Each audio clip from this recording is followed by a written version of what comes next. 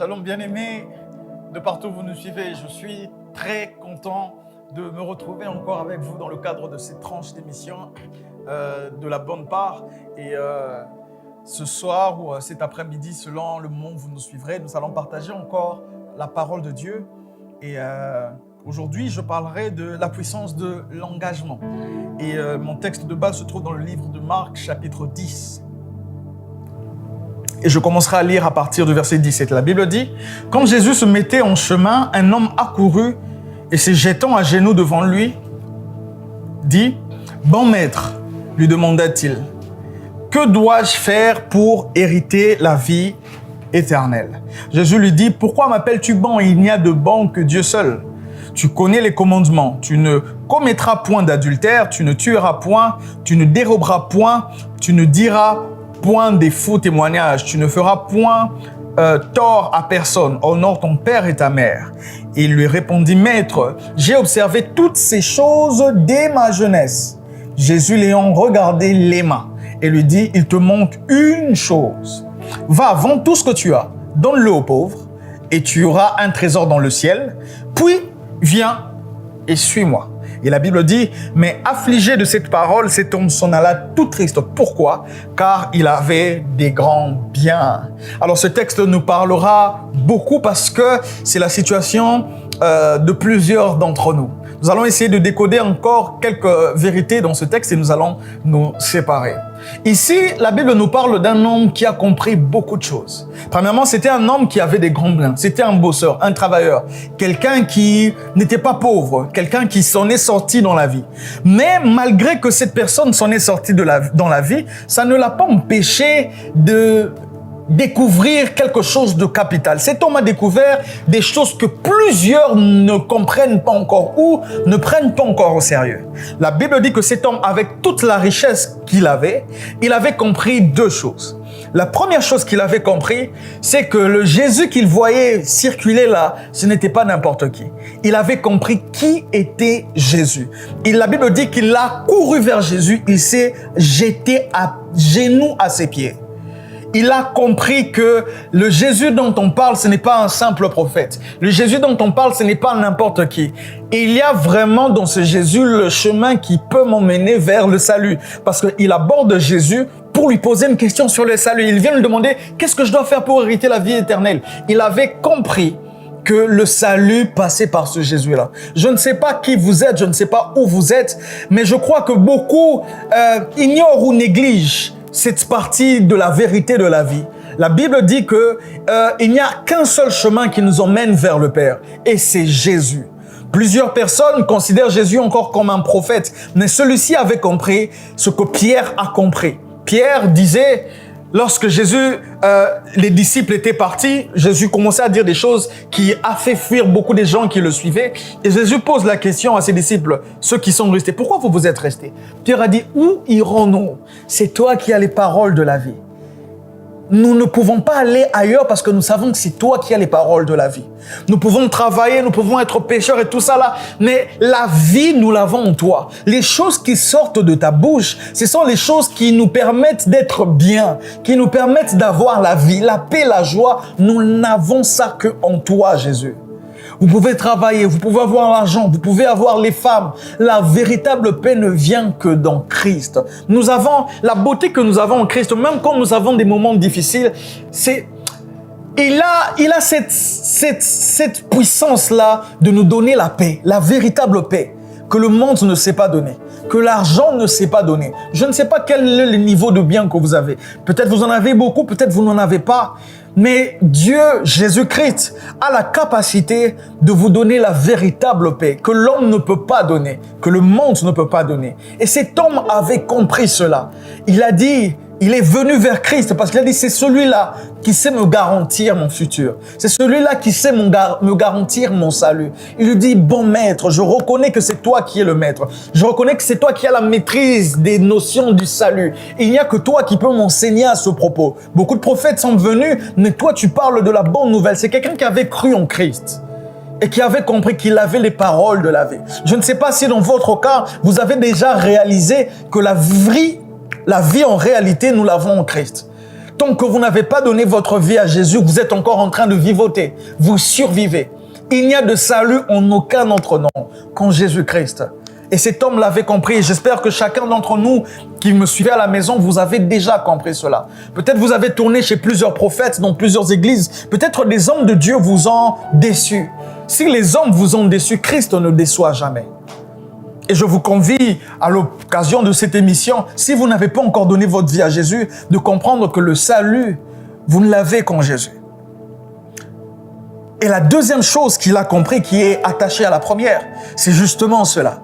Il a compris que Jésus était le bon maître qui avait tout, mais il a compris aussi que malgré les richesses qu'il avait, il y a une vie après la mort. Il a compris qu'il y a une vie éternelle à consolider, à maîtriser. Il approche Jésus, pas pour lui demander comment faire pour m'enrichir, comment faire pour garder mes richesses. Il approche pour lui dire comment faire pour hériter la vie éternelle. Beaucoup de gens ne réalisent pas ça. Beaucoup de gens ne se soucient pas de cela. Il y a une vie après la mort, c'est évident. Si jusqu'aujourd'hui vous n'êtes pas au courant de ça, réveillez-vous. Il y a une vie après la mort. Où irez-vous après la mort? Il avait les richesses, il avait l'argent et il a compris qu'il y avait une seule chose qui lui manquait. C'était la vie éternelle. Peut-être que vous avez l'argent, peut-être que vous êtes aisé, vous avez la bonne femme, celle que vous avez une famille qui vous aime, vous avez une famille que vous aimez, vous êtes épanoui. Mais est-ce que vous avez le salut? Est-ce que votre vie éternelle est garantie? Vous savez, le temps que vous passerez après la vie sur terre est de loin plus long que le temps que vous avez vécu sur terre. Pour plusieurs, ils vont se limiter à 72 ans, 40 pour certains, beaucoup plus tôt pour d'autres. Est-ce que vous avez garanti le reste de temps que vous vivrez après la vie? Ceci, c'est une enveloppe qui partira.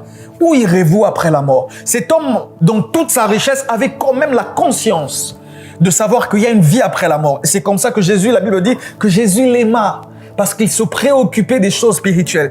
Il se préoccupait des choses qui vont au-delà. J'aimerais que chacun d'entre nous qui me suivait aujourd'hui compreniez qu'il n'y a pas que la vie ici que nous vivons. Il n'y a pas qu'aller au boulot, il n'y a pas que la femme, il n'y a pas que les enfants, il n'y a pas que le travail, il n'y a pas que s'épanouir dans la vie. Et il y a une vie après la mort. Et c'est maintenant que vous commencez à y travailler. Ce n'est pas après que vous soyez mort. Il n'y aura pas un moment où, après votre mort, vous allez commencer à consolider votre éternité. C'est pendant que vous êtes en vie. La Bible dit, il est permis à tout le monde de mourir une fois, après quoi vient le jugement. Vous êtes jugé en fonction de comment vous avez vécu. C'est le moment de commencer à prendre conscience et à s'interroger sur où vous irez après la mort. Et ce jeune homme avait déjà ce souci. La Bible dit, Jésus l'aima. Et Jésus lui dit, qu'est-ce qu'il faut faire pour avoir la vie éternelle? Jésus commence à lui donner la première étape, la basique. Il lui dit, si tu veux hériter de la vie éternelle, tu sais ce que la loi de Moïse dit. Honore ton père et ta mère, fais ceci, tu ne commettras point d'adultère, tu ne tueras point. La loi. Et cet homme répond à Jésus, je fais cela depuis mon enfance. Je maîtrise la loi. Je maîtrise les règlements. Je sais qu'il ne faut pas tricher. Je sais qu'il ne faut pas voler. Je sais qu'il ne faut pas prendre la femme d'autrui. Et je respecte ça. En tout, il est en train de dire, j'ai une bonne éducation. Parce que vous devez savoir une chose, que la loi de Moïse, c'était ce qui permettait, la Bible parle de ça comme les instructions, les tuteurs, ce que Dieu avait mis pour permettre aux enfants d'Israël d'avoir une bonne relation avec lui. Donc, il suffisait de respecter ce qu'il y avait dans la loi de Moïse, voilà, pour être sauvé, pour ne pas mourir au fait. Et cela respectait cela. Il dit, je respecte déjà. Je respecte la loi de Moïse. Donc, dans l'Ancien Testament, il suffisait de respecter cela pour être en bon terme avec Dieu. Et il dit ça, je maîtrise depuis mon enfance, j'ai grandi dedans. Ça veut dire que ça faisait partie de leur éducation. Il dit, je le fais depuis ma jeunesse. En Israël, on inculquait la loi de Moïse des pères à fils. Ça fait partie de leur culture. Ils maîtrisaient la Torah, ils maîtrisaient. C'est une éducation. Comme des gens qui ont grandi dans des familles chrétiennes. Ils savent que ça c'est mal, ils savent que ça c'est bien, ils savent qu'il ne faut pas faire ça. Et c'est ça qu'ils respectaient. Il dit, je maîtrise ça depuis ma jeunesse. Je suis bien éduqué. Attention. Je suis bien éduqué. Ça équivaut à dire, je suis bien éduqué. Et Jésus lui dit maintenant, je suis venu emmener la chose à une autre étape. Pour hériter la vie éternelle, il ne suffit pas de maîtriser la loi de Moïse. Il ne suffit pas d'avoir des bonnes mœurs. Il ne suffit pas d'être bien éduqué. Il lui dit, vends tout ce que tu as, donne-les aux pauvres et suis-moi. Voilà comment Jésus définit la vie éternelle. Il dit la vie éternelle, c'est de tout abandonner pour le suivre. J'aimerais ici expliquer ça pendant 2 minutes et puis on va se séparer. Jésus ici n'est pas en train de dire, en lui disant ça, il n'est pas en train de dire que l'on ne doit plus avoir de l'argent, on ne doit plus travailler, on ne doit plus aller au boulot. Ce que Jésus est en train de dire à cet homme ici, c'est que la vie éternelle se réduit maintenant à suivre Jésus. Et quand on lui dit de vendre tout pour le suivre, c'est de se détacher de tout. Es-tu capable de tout abandonner et me suivre? La vie éternelle ne se résume plus aujourd'hui à faire des bonnes actions comme dans la loi. Jésus est en train de lui dire ici que la vie éternelle maintenant se résume à une relation avec moi. À l'époque, tu pouvais respecter la loi de Moïse, même si tu n'es pas en intimité avec Dieu, c'était suffisant pour être sauvé. Mais maintenant, la vie éternelle est définie comme une relation. Jésus est venu enlever la religion. La religion, c'était faire des bonnes actions, des œuvres caritatives. C'est ça qui garantissait que vous êtes bien, que vous êtes sauvés. Mais Jésus a emmené le bouchon bien trop loin. Il définit la vie chrétienne comme la relation que vous avez avec lui. C'est vrai que vous allez à l'église, vous servez, vous donnez la dîme, vous prêchez. Je ne sais pas tout ce que vous faites pour Dieu. Mais est-ce que vous avez une relation avec lui? En lui disant « suis-moi », ça veut dire c'est une relation de tous les jours. Ça veut dire que tu dois, où je suis, tu es censé être là. Partout où j'irai, tu es censé être là. Avant, tu faisais tes affaires. Tu donnais tes dîmes et tu étais dans tes affaires. Maintenant, ce n'est plus une histoire de tu fais tes histoires et Dieu fait ses histoires. C'est une relation. Vends tout ce que tu as et suis-moi. Est-ce que Jésus fait partie de votre vie chaque jour? Est-ce que vous êtes un disciple de Jésus? La vie éternelle, c'est qu'ils te connaissent, toi, le seul vrai Dieu, et celui que tu as envoyé, Jésus-Christ. La vie éternelle, le christianisme, le vrai christianisme, ce n'est plus les bonnes actions que vous faites. Le vrai christianisme repose sur la relation que vous avez avec Dieu. Le vrai christianisme ne repose plus sur les choses que vous devez faire. Aller à l'église, payer la dîme, prier de temps en temps. Non, non, non, non. C'est une relation. Vous devez entretenir une relation avec Christ, avec le Saint-Esprit que vous avez reçu. Il est en train de dire ici que si tu veux hériter de la vie éternelle, tu dois avoir une relation avec moi. Tu dois entretenir une relation de chaque jour avec moi. Est-ce que vous entretenez une relation de chaque jour ou votre relation avec Christ, c'est le dimanche? Toute la semaine, vous êtes dans vos affaires et vous vous retrouvez encore le dimanche à parler à Dieu. Si vous êtes dans ça, vous ressemblez à cette personne. Il faisait tout ce qui était basique, il respectait la loi, les bonnes mœurs, la bonne éducation, mais ce n'est pas suffisant pour être sauvé.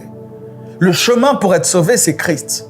C'est la relation que vous avez avec Christ. Est-ce que vous avez une relation avec Dieu? Est-ce que vous l'entretenez? Beaucoup de gens ont des problèmes avec Dieu parce que Dieu n'a pas un problème avec votre travail. Dieu n'est pas contre le fait que vous travaillez. Le problème, c'est que des fois, votre travail prend la place que Dieu est censé prendre. Le fait, c'est que votre travail prend la première place. Êtes-vous prêt aujourd'hui de tout abandonner pour suivre Christ? Si vous êtes capable de le faire, alors Christ occupe la première place. Pierre disait, nous avons tout abandonné pour te suivre. Que gagnerons-nous? Jésus répond, il n'y a personne qui sur cette terre ait tout abandonné et qui ne reçoive dans ce siècle-ci au centuple de ce qu'il a abandonné. Quel est le niveau de votre engagement dans votre marche avec Christ? Vous voyez, la vie chrétienne, ce n'est pas un truc, j'ai cru au Seigneur Jésus et puis c'est passé. C'est une histoire de chaque jour, c'est un niveau d'engagement. J'aimerais tuer une doctrine qui circule et dans laquelle beaucoup de gens sont perdus. J'entends parler des fois de ce qu'on appelle des chrétiens pratiquants. Vous avez déjà entendu ça certainement. Tu es chrétien? Oui, je suis pratiquant. Tu es chrétien? Oui, mais non pratiquant. Ça veut dire quoi, pratiquant et non pratiquant? Ça ne veut rien dire, être un chrétien pratiquant et un chrétien non pratiquant. Le christianisme, ce ne sont pas des pratiques à appliquer. Le christianisme, c'est une relation à entretenir. C'est la raison pour laquelle Jésus, quand il voulait partir, il dit « Je ne vous laisserai pas orphelin. Il y a quelqu'un qui doit venir jouer mon rôle. Vous devez entretenir la relation avec le Saint-Esprit. » Est-ce que vous avez une relation avec Dieu? Beaucoup passeront à côté de la vie éternelle parce qu'ils n'auront pas entretenu une relation avec Dieu. Je vous supplie, ne vous limitez pas à faire des bonnes actions. Beaucoup de gens croient qu'ils payent leurs péchés dans les bonnes actions qu'ils font. De temps en temps, ils prient, de temps en temps, ils donnent de l'argent aux pauvres dans la route et tout ça là. Ce n'est pas ça qui vous garantit votre vie. Ce qui garantit votre vie, c'est votre votre capacité à suivre Christ. Ce qui affermit votre marche, votre salut, c'est votre niveau d'engagement dans votre marche avec Christ. Vous voulez le royaume des cieux, vous devez être notifié. J'aimerais que vous compreniez ça. Il y a des gens qui croient que quand ils donnent leur vie à Jésus, c'est fini. Ils peuvent vivre comme ils veulent, ils ont déjà la vie éternelle. Non. La Bible dit que beaucoup sont appelés, mais peu sont élus. Après avoir reçu la vie éternelle, il faut la garder, il faut la consolider. Et pour ça, il faut suivre Jésus. Il faut suivre Jésus chaque jour. La marche avec Jésus est une relation. Vous devez être conscient que vous avez quelqu'un à l'intérieur de vous, le Saint-Esprit. Et en étant une personne, il a des sentiments. Il peut être d'accord avec vous sur un sujet ou pas. Il peut apprécier ce que vous faites ou pas. Est-ce qu'il vous arrive de consulter Dieu sur ce que vous faites chaque jour? Est-ce que Seigneur, j'ai bien parlé? Est-ce que je me suis bien comporté? La Bible dit que le rôle que le Saint-Esprit viendra, c'est de nous convaincre du péché, de la justice et du jugement. Il y a ces constantes conversations entre lui et nous. Il nous convainc de ce qui est bien. Il nous oriente. Va par là. Ne fais pas ça aujourd'hui. La vie éternelle est définie par cette capacité d'entretenir cette relation avec Christ. Ne vous leurrez pas en vous disant « je pratique la loi ». Je ne fume pas, je ne bois pas. Ce n'est pas suffisant. Je ne vais pas dans des boîtes de nuit, ce n'est pas suffisant. Jésus résume la vie éternelle, le salut, dans la capacité de le suivre, de le mettre en premier plan, d'entretenir une relation quotidienne avec lui. Quel est votre niveau d'engagement avec Dieu? Vous ne pouvez pas être engagé dans une institution de l'État sans être notifié. Il faudrait être notifié. Ça veut dire que vous pouvez avoir passé le test. Oui, c'est bon, on vous recrute. Mais avant d'avoir le salaire, il faudrait que vous ayez une notification. Beaucoup ont cru au Seigneur Jésus et voilà, ils ne se sont pas engagés. Vous ne pouvez pas avoir le bénéfice du salut si vous ne vous êtes pas suffisamment engagé. Pour plusieurs, ils n'ont pas un vrai engagement. Les choses de Dieu marchent avec un profond engagement. Parce qu'il arrivera des moments où vous devrez choisir entre Dieu et le monde. Et c'est là, à ces moments-là, que plusieurs choisissent le monde. Pourquoi? Parce qu'ils ne sont pas suffisamment engagés. Êtes-vous engagé dans votre relation avec Dieu? Votre relation avec Dieu, c'est quelque chose de conscient. Vous ne pouvez pas être dans une relation avec Dieu et vous n'êtes pas conscient que vous êtes engagé. Vous êtes dans une relation. Quel est le niveau d'engagement que vous avez dans votre relation avec Dieu? Êtes-vous conscient de lui chaque jour? Est-ce que vous lui donnez du temps chaque jour? Est-ce que vous êtes complètement engagé dans votre relation? Vous ne pouvez pas être en couple avec quelqu'un et attendre que les choses aillent de soi. Non, il y a des choses que l'on fait intentionnellement pour plaire à la personne avec qui on est en couple. Est-ce que vous êtes en couple avec Christ? La Bible définit notre relation avec Dieu comme la relation d'un époux et une épouse. Est-ce que vous êtes en couple avec Christ? Est-ce que vous vivez ensemble? Est-ce que vous partagez des moments ensemble? Est-ce qu'il y a des choses que vous faites juste pour lui faire plaisir? Quel est votre degré d'engagement dans votre relation avec Christ? J'aimerais que chacun d'entre nous réfléchisse à cela et se mette à raffermir sa vie éternelle. Se mette à se poser les vraies questions et commencer à poser les vraies actions. Est-ce que nous pouvons prier? J'aimerais que où tu es, tu dis, Seigneur, je ne veux pas me limiter à travailler, je ne veux pas me limiter à chercher de l'argent. Il y en a qui ont commencé à chercher de l'argent plus qu'ils ne cherchent Dieu. J'aimerais que quelqu'un remette les priorités, que Christ soit la priorité. La Bible dit que cet homme est rentré triste. Pourquoi? Parce que Christ ne le suffisait pas. Si Christ n'est pas suffisant pour vous, alors vous n'êtes pas encore prêt pour le salut. Pierre était prêt à tout abandonner. Il avait tout abandonné pour suivre Christ. Qu'est-ce que tu es prêt à abandonner pour la foi? Qu'est-ce que tu es prêt à abandonner pour ta relation avec Christ? Des fois, vous vous dites, non, cet ami, je l'aime trop. Tu sais que cet ami te pousse constamment à pécher. Qu'est-ce que tu as déjà renoncé pour Christ? Jusqu'où tu es engagé dans ta relation avec Christ? J'aimerais que chacun d'entre nous aujourd'hui pousse le bouchon un peu plus loin. Seigneur, nous voulons marcher un peu plus avec toi. Comme Pierre, nous voulons être capables de tout abandonner pour te suivre. Nous voulons être capables de te faire passer avant tout. Nous voulons que tu sois notre priorité. Même lorsque nous sommes au boulot, nous voulons être capables d'être conscients que même si nous sommes au boulot, nous sommes des esprits et il y a une vie éternelle. Être capable au boulot, au marché, de prendre du temps et prier, connecter avec toi, entretenir notre relation. Nous voulons nous engager. Un christianisme conscient. Marcher avec toi. Seigneur, je prie que cela soit le partage de mon frère et de ma sœur qui m'a suivi. Que ta grâce soit notre partage. Bénis, Seigneur Jésus, ces personnes qui nous suivent et laisse que ta parole s'asseye dans leur vie et produise des résultats. Au nom puissant, précieux de Jésus-Christ, nous avons ainsi prié, nous disant Amen. Amen. Nous espérons que ce numéro vous a béni. Et s'il vous a béni, partagez-le. Nous sommes sur YouTube, sur la chaîne Pareil à l'Aigle Télévision, sur Facebook, Pareil à l'Aigle Télévision officielle. Suivez les différents numéros précédents et partagez-les afin de bénir vos proches. Sinon, je vous donne rendez-vous pour le prochain numéro. D'ici là, que le Seigneur vous bénisse et que la paix du Seigneur soit avec vous. Shalom.